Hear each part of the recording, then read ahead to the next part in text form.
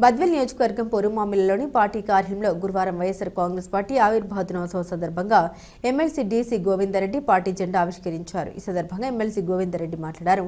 కార్యకర్తలు కేసులకు భయపడకుండా పార్టీ కోసం కష్టపడి పనిచేయాలన్నారు.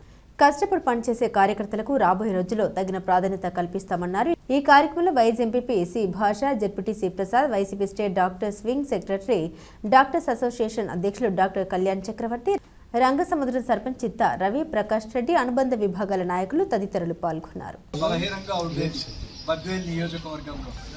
జగన్మోహన్ రెడ్డి గారి పార్టీ స్థాపించిన తర్వాత అంతకుముందు రాజశేఖర రెడ్డి గారి యొక్క ఆయన అడుగుజాడల్లో మనందరం నడవబట్టి ఏ విధంగా అంచెలంచెలుగా ఈనాడు పార్టీని మనం నిర్మించుకున్నాం.